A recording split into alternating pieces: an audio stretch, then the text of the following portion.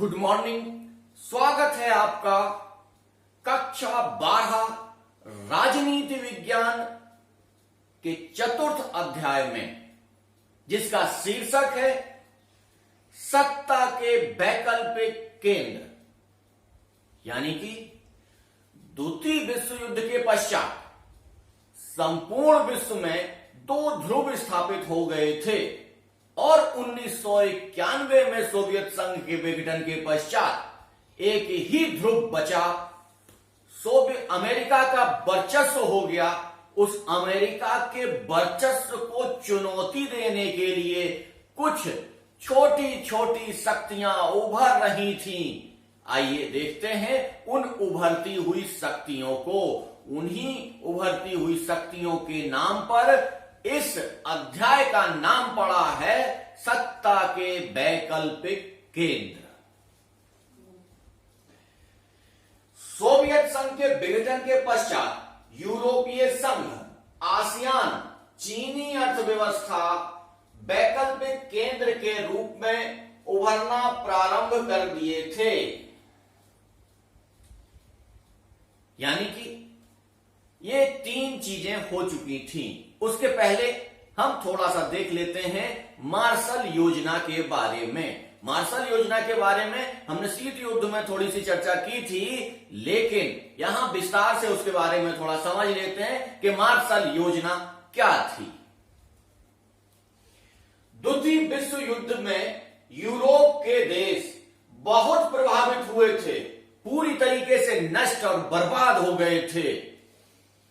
पूंजीवादी गुट यानी कि अमेरिका ने पश्चिमी यूरोप के, याद होगा आपको कि यूरोप का विभाजन हो गया था, एक रेखा खींच दी गई थी।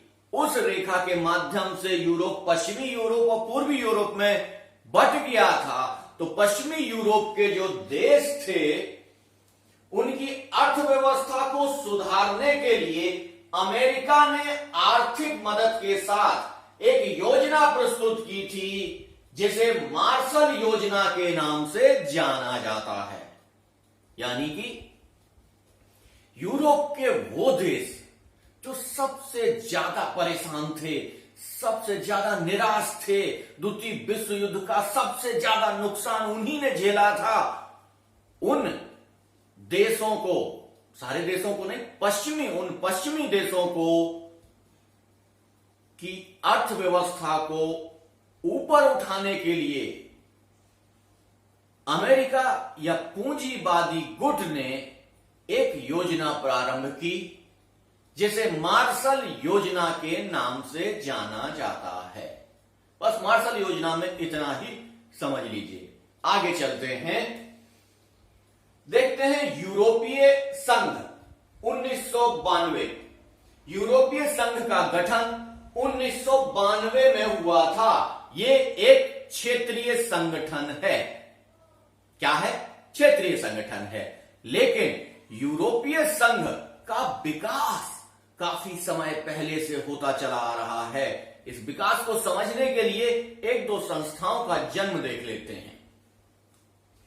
सबसे पहले यूरोपीय आर्थिक सहयोग संगठन 1948। कौन सा?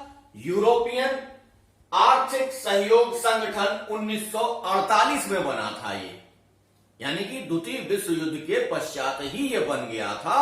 इसका नाम था यूरोपीय आर्थिक सहयोग संगठन 1948। यानी कि यूरोपीय संघ का प्रारंभ बहुत पहले से देखा गया। दूसरा था यूरोपीय परिषद 1957। यूरोपीय जो परिषद बनी वो बनी कब? 1957 में। और ये सब मिलकर एक संघ बनाया गया, जिसे नाम दिया गया यूरोपीय संघ, जो बनाया गया 1992 में, यानी कि सोवियत संघ के विघटन के पश्चात। अब हम देख लेते हैं कि ये कैसे बना और कैसे चला। ये 1948 से लेके 1992 तक बहुत लंबी यात्रा पूरी की इसने, और इस लंबी यात्रा के दौरान बहुत सारी संधियां हुई, बहुत सारे प्रयोग हुए, लेकिन उन प्रयोगों को यहां पर आपको जानने की आवश्यकता नहीं है। मैं आपको केवल और केवल उतना बताऊंगा जितना आपके सिलेबस के अनुसार कंप्लीट होता है। सिलेबस के अनुसार जिसमें 100% अंक आपके कंप्लीट होते हैं।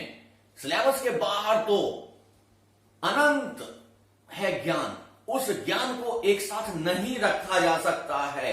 हमें कैसे पढ़ना होगा? एक तैयारी का पैटर्न होता है कि आपको ज्ञानी बनना पड़ता है अपने सिलेबस में। जिस परीक्षा को आप देने जा रहे हैं उसके सिलेबस में आपको ज्ञानी बनना पड़ता है। आप संपूर्ण दुनिया में ज्ञानी बने रहिए, लेकिन अगर अपने सिलेबस में ज्ञानी नहीं है तो आप उस परीक्षा में फेल हो जाते हैं।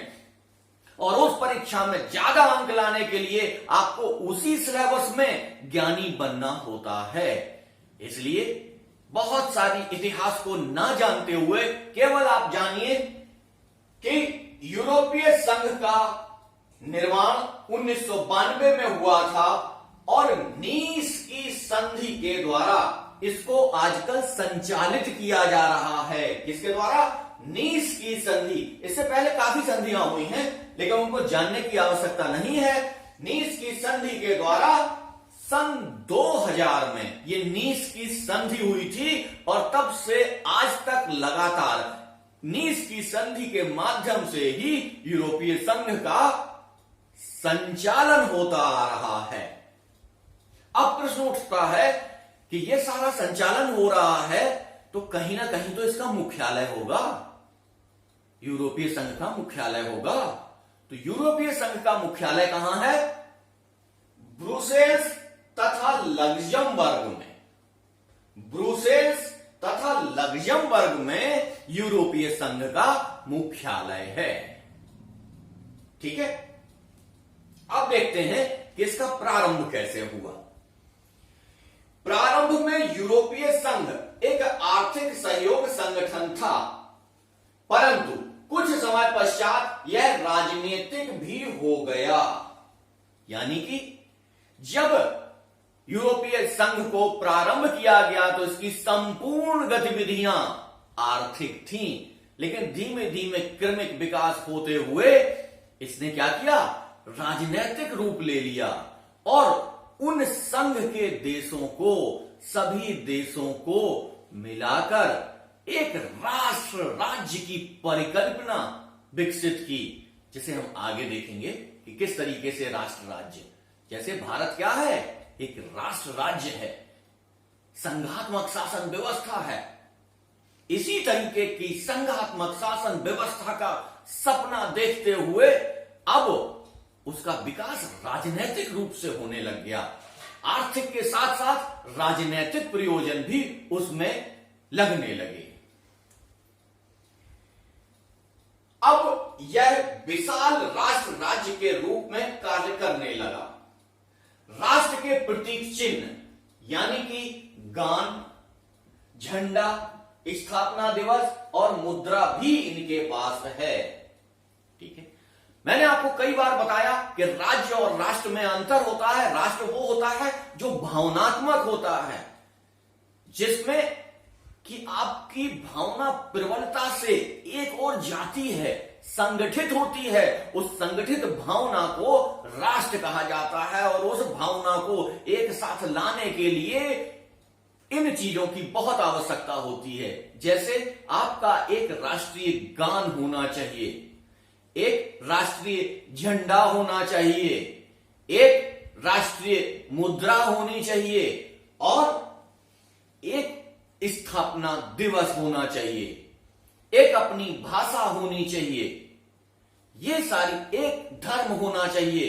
ये सारी चीजें जब एक साथ मिल जाती हैं तो उसको क्या कहते हैं? राष्ट्रीयता। धर्म को कभी कभी इसमें सम्मिलित नहीं किया जाता है, लेकिन जो कट्टर राष्ट्रवादी होते हैं वो धर्म को भी इसमें सम्मिलित करते हैं।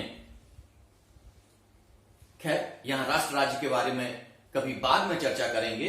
अभी आगे देख लेते हैं कि 2003 में यूरोपीय संघ ने अपना संविधान बनाने का प्रयास किया, लेकिन सफल नहीं हो सका। क्या किया? 2003 में इन्होंने एक प्रयास और किया कि यूरोपीय संघ का एक संविधान हो, ये जो देश हैं ये सारे देश एक संविधान के अंतर्गत आ जाएं और कंप्लीट राष्ट्रीय राज्य हो जाए, लेकिन इस मामले में वो सफल नहीं हो पाए। अब हम देखते हैं कि यूरोपीय संघ की विशेषताएं क्या क्या हैं, किन आधारों पर यूरोपीय संघ विकास कर रहा था, क्या क्या उसमें विशेषताएं मौजूद हैं। नंबर 1, आर्थिक, राजनैतिक, सैनिक तथा सांस्कृतिक प्रभाव। यानी कि आर्थिक रूप से यूरोपीय संघ ने बहुत विकास कर लिया था, राजनीतिक रूप से भी उन्नत थे, पढ़े लिखे थे, सभ्य थे, और सांस्कृतिक रूप से आप समझिए इसमें जो दो देश हैं वो दुनिया के सबसे सभ्य देश माने जाते हैं, ब्रिटेन और फ्रांस। हमेशा ब्रिटेन और फ्रांस में योग्यतम का झगड़ा चला आ रहा है कि दुनिया में सबसे योग्यतम कौन है। वो दोनों के दोनों देश यूरोपीय संघ में थे। राजनीतिक, आर्थिक, सांस्कृतिक और सैनिक दृष्टियों से भरपूर मात्रा में संपन्न ये देश यूरोपीय संघ के किस तरीके से आगे बढ़े देख लेते हैं। नंबर 2, विश्व की सर्वाधिक बड़ी अर्थव्यवस्था जीडीपी 14.96 ट्रिलियन। अर्थ की दृष्टि से देखिए कि 2008 में इसका आकलन जब किया गया था तब यह विश्व की सबसे बड़ी अर्थव्यवस्था थी। कितनी अर्थव्यवस्था थी ये? 14.96 ट्रिलियन 2008 में। हम 2020 में आके 5 ट्रिलियन का सपना दिखा रहे हैं मोदी जी कि हम 5 ट्रिलियन की अर्थव्यवस्था बन जाएंगे, लेकिन यूरोपीय संघ की 2008 में कितनी थी? 14.96 ट्रिलियन की। तो सोचिए कितनी सशक्त और पावरफुल अर्थव्यवस्था थी। अब देख लेते हैं कि इसमें 1.5% की विकास दर थी। विकास दर कितनी थी?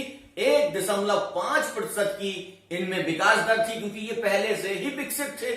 जब विकसित थे तो विकास दर कम हो जाती है। जो अविकसित होते हैं, विकासशील होते हैं, उनके यहां जब विकास होता है तो उनके यहां विकास की दर बहुत तेज होती है। लेकिन जो पहले से ही विकसित होते हैं उनके यहां विकास की दर बहुत तेज नहीं होती है। इसलिए विकास की दर 1.5%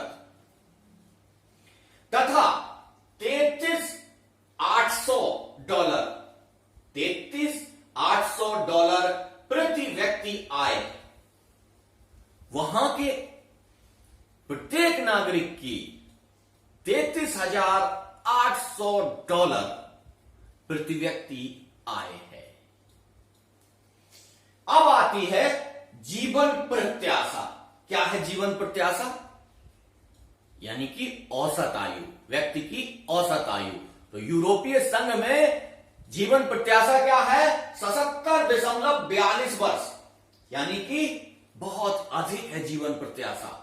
77.42 वर्ष है।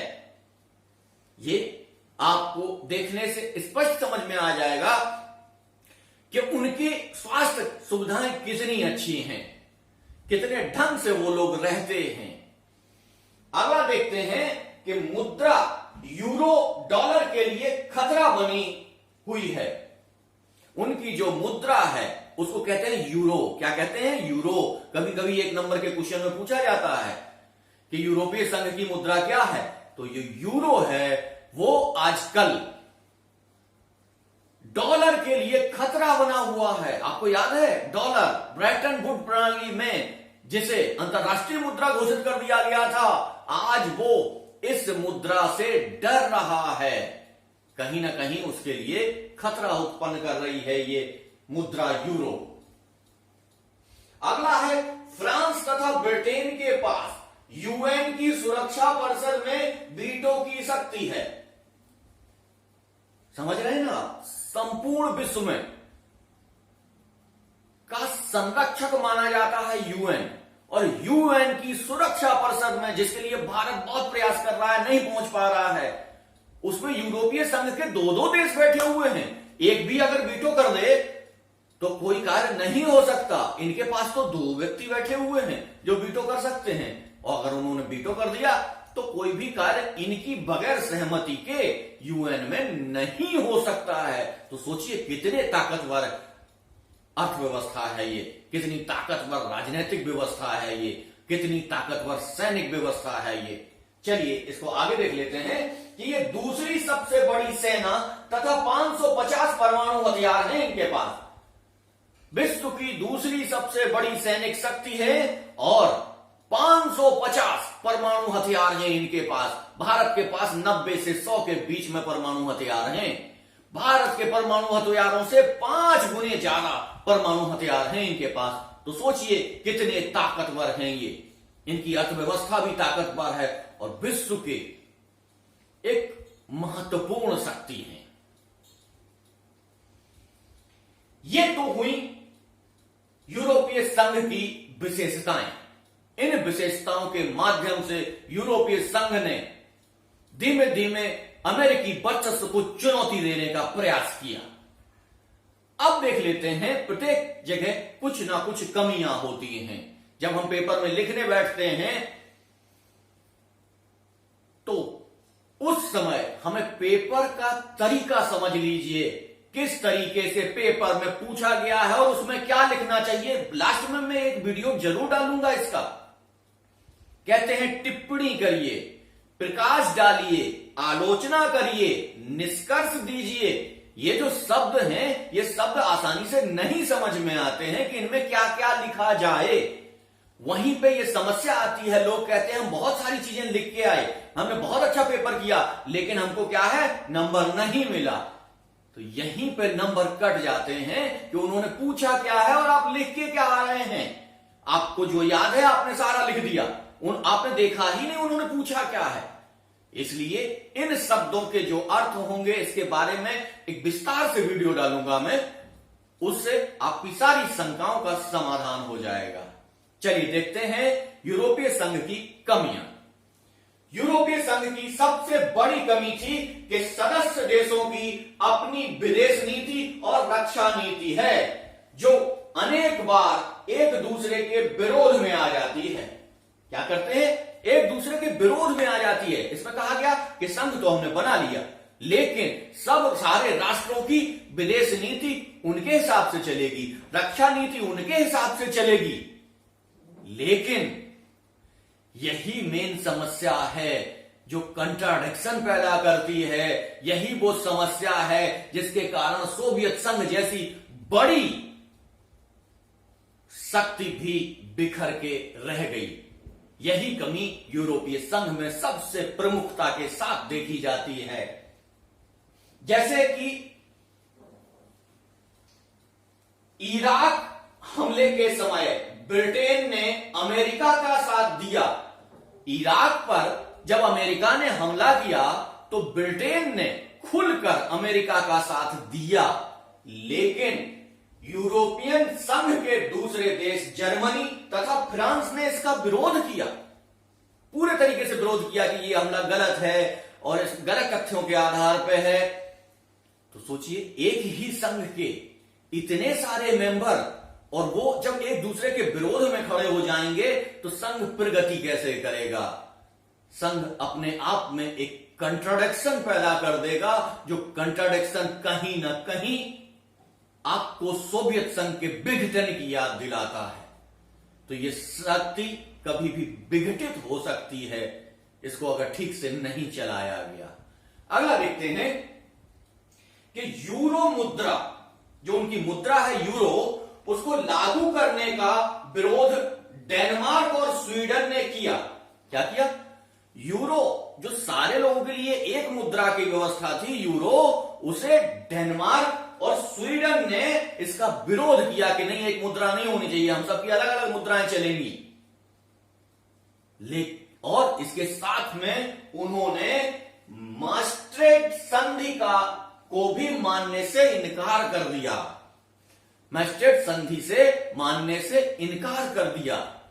तो आप देखिए, इन कंट्राडिक्शंस के साथ यूरोपीय संघ बहुत ताकतवर तो है, लेकिन कहीं कहीं कमजोर भी नजर आ जाता है। अब देखते हैं आसियान। आसियान का मतलब हुआ दक्षिण पूर्व एशियाई राष्ट्रों का संगठन। इसकी स्थापना हुई 8 अगस्त 1967 में। 5 देशों ने बैंकॉक घोषणा पत्र पर हस्ताक्षर करके इसको बनाया। वो 5 देश कौन कौन से हैं वो देख लेते हैं।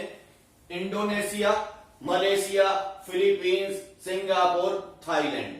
प्रारंभ में इन 5 देशों ने बैंकॉक घोषणा पत्र पर हस्ताक्षर करके आसियान का निर्माण किया। इसके पश्चात बाद में कुछ देश और सम्मिलित हो गए। वो देश कौन से थे देख लेते हैं। पहला है Brunei Darussalam, Vietnam, Laos, Myanmar और कंबोडिया। कुल मिला के हो गए 10 देश।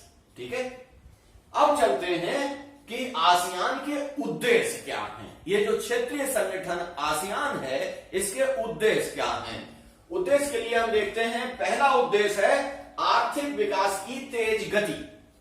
यानी कि आसियान में जितने भी देश सम्मिलित हैं, उन सभी देशों की आर्थिक प्रगति को तेज किया जाएगा। आर्थिक विकास बहुत तेजी से होगा, ये उसका उद्देश्य नंबर 1।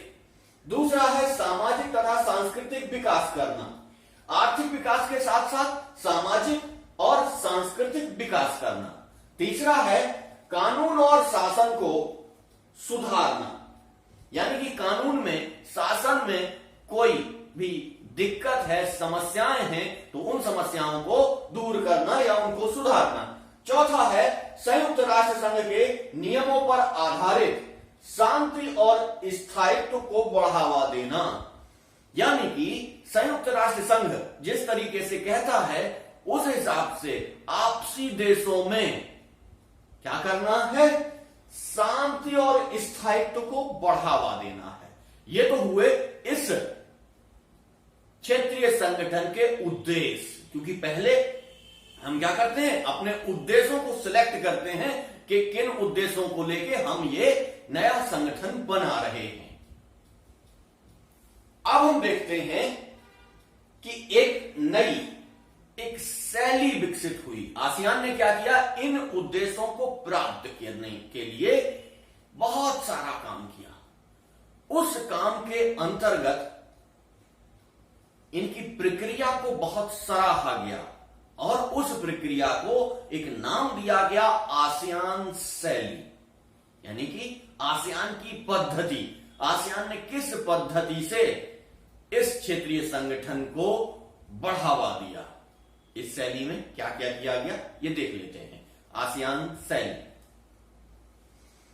कहते हैं कि औपचारिक, टकराव रहित, सहयोगात्मक मेल मिलाप का नया रूप प्रस्तुत किया, जिसे आसियान शैली के नाम से जाना जाता है। यानी कि अनौपचारिक, मतलब कोई औपचारिकता नहीं होगी, अनौपचारिक है सारी चीजें। टकराव रहित, किसी प्रकार का टकराव नहीं होगा। तीसरा, सहयोगात्मक मेल मिलाप का, सहयोग भी होगा, मेल मिलाप भी होगा, लेकिन टकराव किसी तरीके का नहीं होगा। इस शैली को विशेष तौर से नाम दिया गया आसियान शैली। अब देखते हैं कि आसियान शैली के माध्यम से विकास शुरू कर दिया गया, लेकिन जब हम यूरोपीय संघ पढ़ रहे थे तब हमने आपको बताया था कि यूरोपीय संघ बहुत बड़ी अर्थव्यवस्था है, लेकिन आसियान क्या है, छोटी अर्थव्यवस्था है। और उस छोटी अर्थव्यवस्था के साथ साथ इसने विकास बहुत तेजी से किया, बहुत तेज विकास हुआ इनके यहां। प्रगति की रफ्तार बहुत तेज थी। इस प्रगति की रफ्तार को देखते हुए बहुत सारे लोगों ने इन्हें एशियन टाइगर्स के नाम से बुलाना प्रारंभ कर दिया कि ये, जैसे आप देखते हैं टाइगर कितनी तेजी से भागता है, उसी तरीके से जब ये अपनी विकास की रफ्तार को बढ़ा रहे थे तब इनको नाम दिया गया एशियन टाइगर्स। अब देख लेते हैं कि आसियान के 3 स्तंभ हैं जिनके ऊपर आसियान खड़ा होता है। वो 3 स्तंभ कौन कौन से हैं? नंबर 1, आसियान सुरक्षा समुदाय। कौन सा? आसियान सुरक्षा समुदाय। आसियान सुरक्षा समुदाय में क्या है? नंबर 1, सदस्य देशों के विवादों को ढंग से सुलझाना। दूसरा क्या है? हस्तक्षेप को बढ़ावा देना। तीसरा है शांति और सहयोग को बढ़ावा देना। यानी कि इस पॉइंट में भी 3 इसके उद्देश्य हैं, 3 इसकी प्रक्रियाएं हैं। कौन कौन सी हैं? कि सदस्य देशों के बीच जो भी झगड़े होंगे उनको बड़े अच्छे तरीके से उसका समाधान अंदर ही कर लेना है, उसको बाहर नहीं जाने देना है। दूसरा है हस्तक्षेप को बढ़ावा देना है, किसी के कार्य में कोई हस्तक्षेप नहीं किया जाएगा। जिसको जिस तरीके से कार्य करना है कर रहा है, उसको उस तरीके से अधिकतम तौर पर कार्य करने दिया जाएगा। जब बहुत ही कंट्राडिक्शन हो जाएगा तो बातचीत के माध्यम से उसको निपटाया जाएगा। तीसरा है शांति और सहयोग को बढ़ावा दिया जाएगा। हर हाल में शांति को बनाए रखा जाएगा और आपस में सहयोग प्रदान किया जाएगा। दूसरा स्तंभ है इसका आसियान आर्थिक समुदाय। कौन सा? आसियान आर्थिक समुदाय। आसियान आर्थिक समुदाय में है क्या? नंबर 1, साझा बाजार। क्या है? साझा बाजार तथा फ्री ट्रेड को बढ़ावा देना। सारे देशों के जो बाजार हैं वो समस्त देशों के लिए खोल दिए जाएंगे। फ्री ट्रेड होगा। अगर फ्री ट्रेड नहीं हो पाएगा तो बहुत कम शुल्क लगाया जाएगा। यानी कि साझा बाजार और फ्री ट्रेड किया जाएगा। दूसरा है आर्थिक विवादों को शीघ्र एवं शांतिपूर्ण ढंग से सुलझाया जाएगा। किसी भी प्रकार के आर्थिक जो विवाद होंगे देशों के बीच में उनको शांतिपूर्ण ढंग से और शीघ्रता से निपटाया जाएगा। ऐसा नहीं है कि वो विवाद वर्षों वर्षों तक चलता रहे और पिता के दिए हुए कर्ज को बेटे को मिले, ऐसा नहीं। शीघ्र निपटाया जाएगा। जिस व्यक्ति के द्वारा पैसा दिया जाएगा उसी व्यक्ति को द्वारा उसको निपटा लिया जाएगा। अगला इसका है आसियान सामाजिक और सांस्कृतिक समुदाय। क्या है आसियान सामाजिक और सांस्कृतिक समुदाय?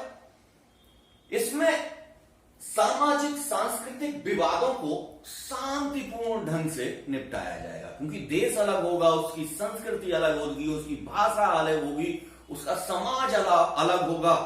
जब ये बहुत सारे देश मिलके एक संगठन में आ रहे हैं तो उनके बीच कहीं ना कभी कभी संस्कृति के तौर पर भी टकराहट हो सकती है। अगर ऐसा कोई टकराहट का मुद्दा आता है तो उसे शांतिपूर्ण तरीके से निपटा लिया जाएगा और वो भी आपस में ही निपटा लिया जाएगा। ये आसियान के 3 प्रमुख आधार स्तंभ हैं। इन्हीं 3 के माध्यम से आसियान चल रहा है। अगला देखते हैं हम कि आसियान क्षेत्रीय मंच की स्थापना। पहले ये एकदम अलग है, आप देख लीजिए कि आसियान की स्थापना कब हो रही है? 1967 में। लेकिन आसियान क्षेत्रीय मंच की स्थापना हो रही है 1994 में। किसमें? 1994 में। इसका उद्देश्य है आसियान शैली के देशों की सुरक्षा करना। क्या करना? आसियान शैली के देशों की सुरक्षा करना। दूसरा, आसियान देशों की विदेश नीति में तालमेल बनाए रखना। उन देशों की अपनी जो विदेश नीति है उसमें कहीं ना कहीं तालमेल बनाए रखना। यूरोपीय संघ के तरीके से ऐसा ना हो कि एक देश कहीं बोल रहा है, एक देश कहीं बोल रहा है, सब में तालमेल बनाए रखना इसका उद्देश्य है।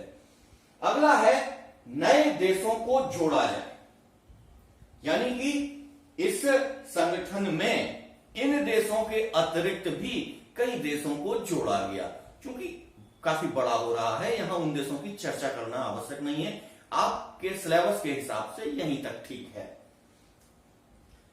अब हम देखते हैं कि नए देशों को जो जोड़ा जा रहा था, भारत भी इसमें जुड़ा। तो भारत ने सिंगापुर और थाईलैंड के साथ, किसके साथ? सिंगापुर और थाईलैंड के साथ फ्री ट्रेड ट्रीटी की हुई है, यानी कि मुक्त व्यापार संधि की हुई है।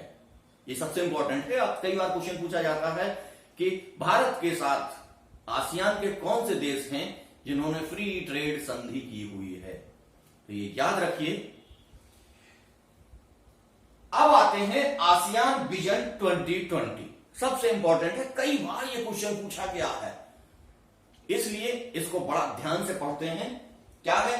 नंबर 1, अंतरराष्ट्रीय समुदाय में आसियान की बहिर्मुखी भूमिका होगी।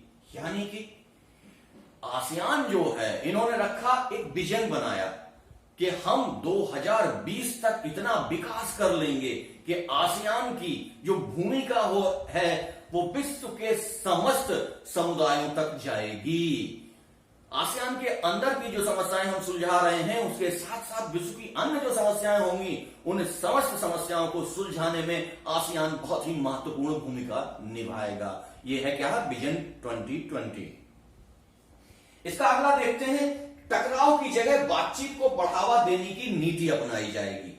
जब विश्व में आपस में टकराहट होने लगती है, युद्ध होने लगता है, तो उसकी जगह आसियान क्या करेगा? आसियान बातचीत और संधि के माध्यम से विवादों को निपटाएगा। अगला है कि आसियान ने कंबोडिया के टकराव को शांतिपूर्वक समाप्त किया। क्या किया? आसियान ने कंबोडिया के टकराव को शांतिपूर्वक समाप्त किया। अगला है, आसियान ने पूर्वी तिमोर के संकट को भी बहुत अच्छी तरीके से संभाला और उग्र होने से इसको बचाया। इस तरीके से आप देख सकते हैं कि विजन 2020 में आसियान अपनी स्थिति राष्ट्रीय एक क्षेत्रीय स्तर से उठा के अंतरराष्ट्रीय स्तर पर बहुत बड़ी भूमिका लेना चाहता है। ये कैसे होगा, क्या होगा, ये आप आगे देखेंगे। लेकिन आज की स्थिति में आज हम यहीं तक अपना सेशन रखते हैं। अगले सेशन में हम पुनः इन सत्ता के वैकल्पिक केंद्रों की बात करेंगे। चाइना से भारत के संबंध, अन्य स्थितियों पर डिस्कस करेंगे। जहां इस सेशन में